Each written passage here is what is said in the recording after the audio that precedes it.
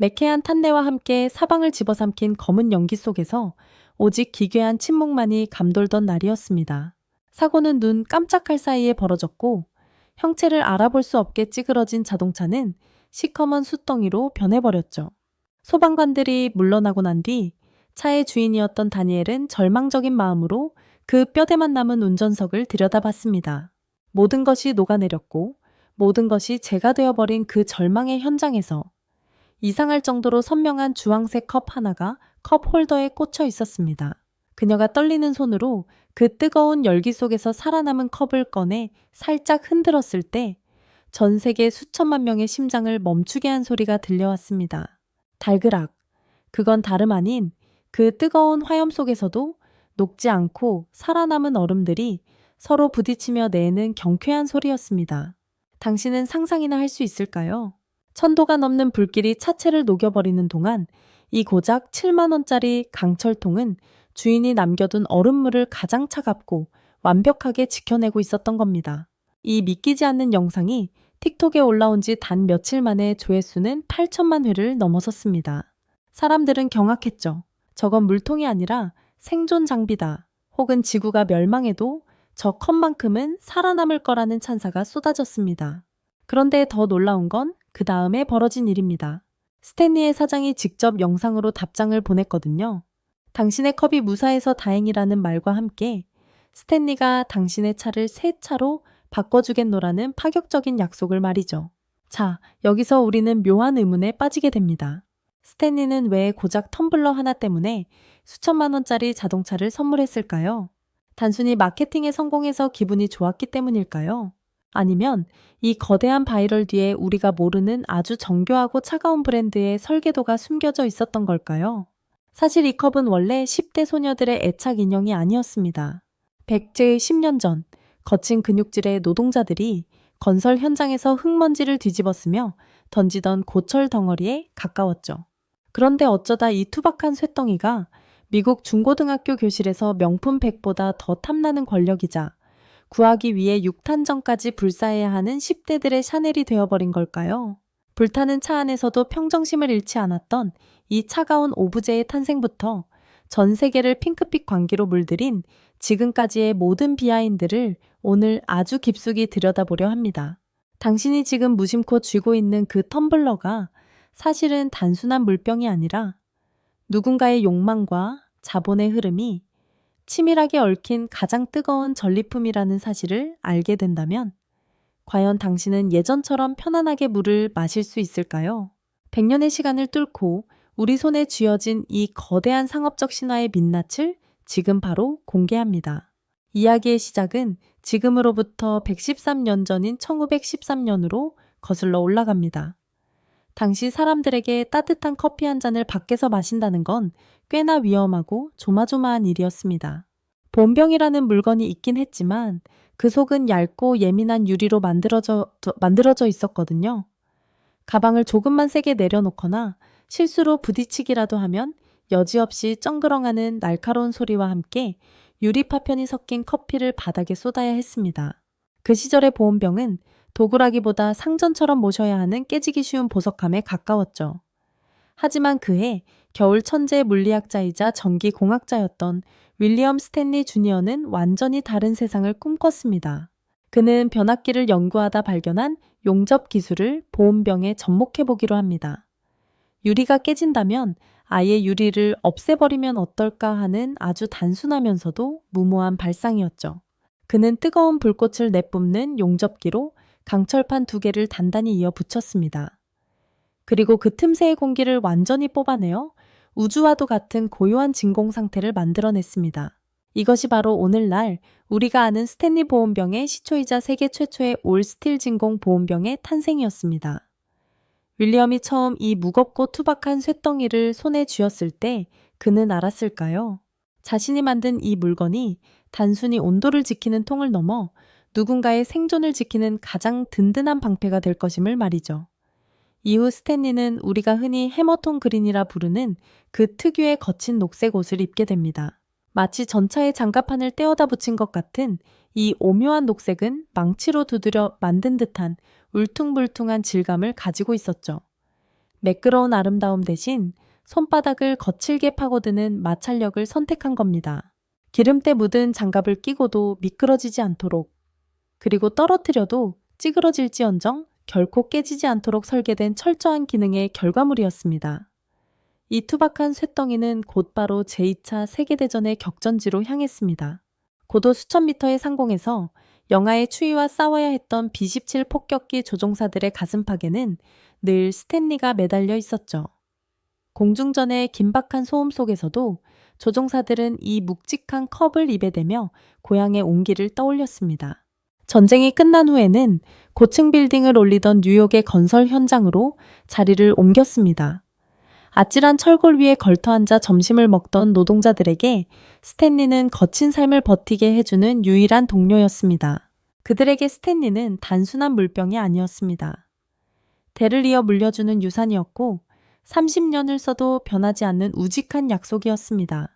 아버지가 쓰던 낡고 찌그러진 보온병을 아들이 물려받아 다시 현장으로 나가는 모습은 미국 중산층 가정의 가장 흔하고도 숭고한 풍경이었죠.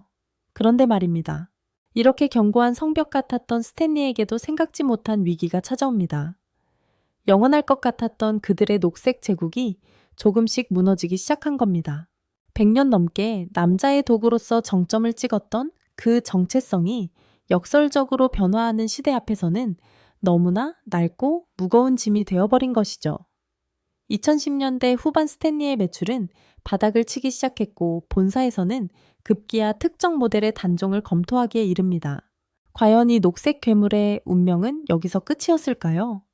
모두가 이 구식 브랜드의 종말을 예견하던 그때 아무도 주목하지 않았던 유타주의 한 블로그 운영자 3명이 믿기지 않는 제안을 건넙니다. 그건 100년 스탠리 역사상 가장 위험하고도 우아한 도박의 시작이었습니다. 본사 회의실의 공기는 차갑고 딱딱했습니다. 책상 위에는 먼지가 뽀얗게 앉은 40온스짜리 퀸처 모델이 덩그러니 놓여 있었죠. 당시 스탠리 본사의 경영진에게 이 물건은 그저 덩치만 큰 실패작이었습니다. 너무 크고 너무 무겁고 무엇보다 그들이 고집해온 그놈의 해머톤 녹색과 전혀 어울리지 않는 어정쩡한 물건이었으니까요. 결국 본사는 결단을 내립니다. 이 모델의 생산을 중단하고 역사 속으로 지워버기로 말이죠. 그런데 바로 그 절체절명의 순간 3명의 여성이 본사의 문을 두드립니다. 유타주에서 더 바이가이드라는 블로그를 운영하며 물건을 고르는 눈만큼은 누구보다 날카로웠던 애슐리 르시오에르와 그녀의 동료들이었죠. 그녀들은 이미 이 40온스짜리 거대한 컵의 진가를 알고 있었습니다. 아이를 돌보며 정신없이 집안일을 하다가도 차에 올라타면 컵홀더에 쏙 들어가는 이 컵이 목마른 그녀들에게 얼마나 완벽한 해방감을 주는지 몸소 체험했거든요. 하지만 본사의 반응은 냉담했습니다. 넥타이를 꽉 조여 맨 임원들은 콧방귀를 꼈죠. 이 무겁고 투박한 강철 덩어리를 여자가 들고 다닐 리 없다는 게 그들의 확신이었습니다. 그들의 눈에 비친 스탠리는 여전히 거친 숨소리가 들리는 공사 현장과 전쟁터의 전유물이었으니까요. 하지만 애슐리는 물러서지 않았습니다. 그녀는 본사에 믿기지 않는 제안을 던집니다. 우리가 직접 돈을 내고 5,000개를 살 테니 제발 한 번만 더 기회를 달라고 말이죠. 이건 도박이었습니다. 평생 캠핑 한 번 안 가본 여자들이 5,000개의 쇳덩이를 어떻게 팔겠느냐는 비웃음이 뒤따랐습니다. 하지만 그녀들이 설계한 전략은 임원들의 머릿속에는 아예 존재하지도 않던 세상이었습니다. 그녀들은 이 투박한 컵에 남성적인 해머톤 그린 대신 부드러운 파스텔 톤의 옷을 입히기 시작했습니다. 라벤더색과 크림색, 그리고 연분홍색이 강철의 단단함과 만나는 순간 기이한 화학 반응이 일어났습니다. 드디어 약속된 판매의 날이 밝았습니다. 본사 직원들은 재고 창고를 정리하며 비웃을 준비를 하고 있었죠. 그런데 판매를 시작한 지 단 5일 만에 기적이 일어났습니다. 5,000개의 텀블러가 마치 마법처럼 온라인 쇼핑몰에서 증발해버린 겁니다. 서버는 마비되었고 재입고, 문의가 빗발쳤습니다. 본사 임원들이 간과한 게 하나 있었습니다. 바로 여자들이 가진 가장 강력한 본능 중 하나인 공유라는 이름의 화력이었습니다. 한 명의 여성이 이 핑크색 강철 컵을 들고 요가를 하러 가거나 아이를 등교시킬 때 그 모습은 순식간에 수만 명의 팔로워에게 전파되었습니다. 이건 더 이상 물을 마시는 도구가 아니었습니다. 나 오늘 하루도 열심히 살고 있어라고 말해주는 세련된 훈장이자 내 가방 속의 작은 사치였죠. 스탠리는 뒤늦게 깨달았습니다. 자신들이 100년 동안 지켜온 건 강철이었지만 정작 그 강철에 생명력을 불어넣은 건 부드러운 파스텔 색깔을 사랑하는 여성들의 마음이었다는 사실을요. 하지만 성공의 기쁨도 잠시였습니다. 이 핑크색 컵이 불러온 광풍은 예상치 못한 방향으로 튀기 시작합니다. 단순한 유행을 넘어선 집착, 그리고 그 집착이 만들어낸 기괴한 사회적 풍경들이 미국 전역을 뒤흔들기 시작한 거죠. 과연 이 우아한 텀블러 뒤에 어떤 광기가 숨어 있었던 걸까요? 다음 장면에 등장하는 사람들의 모습은 당신이 알고 있던 그 평화로운 마트의 풍경이 아닐 겁니다. 어떤 사람들은 이 컵을 구하기 위해 영하의 날씨에도 매장 밖에서 며칠씩 밤을 지새웁니다. 그런데 더 소름 돋는 건 그렇게 구한 컵에 정작 시원한 물을 담아 마시는 게 아니라는 겁니다. 그럼 그들은 이 컵으로 도대체 무엇을 하고 있는 걸까요? 미국 전역에 퍼져 있는 대형 마트 타겟의 문이 열리는 순간을 상상해 보세요. 평온하던 아침 공기는 순식간에 찢어집니다. 100m 달리기를 하는 선수들처럼 수십 명의 사람들이 비명을 지르며 특정 가판대를 향해 질주하기 시작하죠. 목표는 단 하나입니다. 바로 스타벅스와 협업해 내놓은 한정판 분홍색 스탠리 텀블러죠. 서로의 멱살을 잡고 바닥을 뒹구는 건 예사실입니다. 누군가는 가판대 위로 뛰어올라 텀블러 뭉치를 한꺼번에 낚아채 달아나고 이를 저지하려는 보안 요원들의 고함이 매장을 가득 채웁니다. 단지 물을 담는 통 하나 때문에 벌어지는 이 기괴한 풍경은 마치 전쟁터를 방불케 하죠. 도대체 무엇이 평범한 사람들을 이토록 광기 어린 수집가로 만든 걸까요? 그 중심에는 정서적 지지대라는 묘한 심리학적 단어가 숨어 있습니다. Z세대라 불리는 젊은 층 사이에서 스탠리 텀블러는 단순한 물병이 아니라 내 마음을 진정시켜주는 일종의 반려 오브제가 된 겁니다. 그들은 이 거대한 컵을 품에 안고 있을 때 묘한 안정감을 느낀다고 말합니다. 학교에서도 사무실에서도 심지어 침대 머리 안에서도 이 40온스짜리 거대한 쇳덩이는 늘 그들과 함께하죠. 하지만 이 안정감은 곧이어 끝없는 소유욕으로 변질됩니다. 이미 집에 컵이 10개가 넘게 있는데도 새로운 색깔이 나오면 또다시 줄을 서야만 합니다. 그들은 자신의 방 한쪽 벽면을 수십 가지 색깔의 스탠리로 가득 채우고 이를 영상으로 찍어 자랑합니다. 어제는 라벤더, 오늘은 피치, 내일은 민트. 그날의 기분에 따라 가방을 바꾸듯 텀블러를 골라드는 것이 그들에게는 자신의 정체성을 드러내는 가장 세련된 방식이 되어버린 겁니다. 100년 전 전장의 조종사들이 생존을 위해 쥐었던 그 단단한 손잡이는 이제 스마트폰을 든 소녀들의 화려한 네일아트와 어우러지는 패션 아이템이 되었습니다. 사람들은 이제 스탠리의 진공 기술이나 보온 성능 따위는 묻지 않습니다. 그저 내가 남들이 갖지 못한 그 오묘한 분홍색을 손에 넣었는지가 훨씬 더 중요해졌죠. 자, 그런데 여기서 우리는 한 번쯤 멈춰서 생각해야 합니다. 평생 써도 깨지지 않는 지속 가능성을 자랑하던 이 브랜드가 어쩌다 한 번 쓰고 버려지는 유행의 정점이 되어버린 걸까요? 수십 개의 텀블러를 모으는 이 열풍 속에서 스탠리가 처음 약속했던 환경에 대한 가치는 어디로 사라진 걸까요?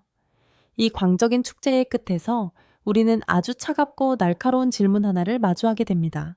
방 안의 선반을 가득 채운 알록달록한 강철 기둥들을 가만히 바라봅니다. 마치 수확을 마친 농부의 창고처럼 든든해 보이지만 어딘지 모르게 기이한 정적이 흐릅니다. 평생 써도 깨지지 않는다는 100년의 약속을 담은 이 컵들이 어쩌다 한 계절만 지나면 구석으로 밀려나는 유행의 소모품이 되어버린 걸까요? 우리는 지금 아주 기묘한 시대에 살고 있습니다. 환경을 보호하겠다며 플라스틱 빨대를 버리고 산 7만, 원짜리 텀블러를 색깔별로 수십 개씩 모으고 있으니까요. 하나만 있으면 평생을 쓸 수 있도록 설계된 그 단단한 강철은 아이러니하게도 가장 빠른 속도로 버려지는 패션의 최전선에 서게 되었습니다. 윌리엄 스탠리가 1913년에 처음 용접기를 들었을 때 그가 상상했던 미래에 과연 이런 풍경이 있었을까요? 그는 보온병을 만든 게 아니라 절대로 깨지지 않는 신뢰를 발명하고자 했습니다. 하지만 110년이 지난 지금 세상은 그 신뢰를 수집 가능한 장난감으로 바꿔놓았습니다. 물론 비난할 수만은 없습니다. 불안이 파도처럼 밀려오는 이 시대에 묵직한 강철 컵 하나가 주는 심리적 안정감은 생각보다 거대하니까요. 내 손에 꽉 차는 그 차가운 무게감과 흔들 때마다 들리는 얼음 소리는 어쩌면 갈 곳 잃은 우리 마음이 잠시 정박할 수 있는 작은 항구였을지도 모릅니다. 결국 스탠리가 우리에게 판 것은 물통이 아니었습니다. 나도 이 유행의 물결 속에 안전하게 올라타 있다는 안도감, 그리고 이 화려한 색깔의 컵을 든 모습이 꽤 괜찮아 보인다는 소속감이었습니다. 하지만 기억해야 합니다. 그 소속감의 유통기한은 다음 시즌에 새로운 색상이 출시되는 순간 마법처럼 끝나버린다는 사실을요. 이제 다시 한번 당신의 곁에 놓인 그 텀블러를 바라보시길 바랍니다. 그 안에는 갈증을 해소할 시원한 물이 담겨 있나요? 아니면 누군가에게 보여주고 싶은 채워지지 않는 욕망이 담겨 있나요? 100년 전 폭격기 조종사들이 그토록 지키고 싶어 했던 온기는 이제 우리 손안에서 어떤 의미로 남게 될까요? 스탠리의 역사는 우리에게 말해줍니다. 브랜드의 생명력은 기술이 아니라 그 안에 담긴 이야기에 있다는 것을요. 하지만 그 이야기가 단지 소비의 기록으로만 남을지, 아니면 정말로 당신의 삶을 지탱해주는 단단한 동료로 남을지는 이제 오롯이 당신의 선택에 달려 있습니다. 오늘 준비한 이야기는 여기까지입니다. 당신의 일상 속 오브제에 숨겨진 은밀한 코드를 읽어드리는 브랜드 읽는 여자였습니다. 당신은 오늘 그 컵에 무엇을 채우고 싶으신가요? 다음에도 당신의 감각을 깨울 깊고 진한 브랜드의 이야기로 돌아오겠습니다.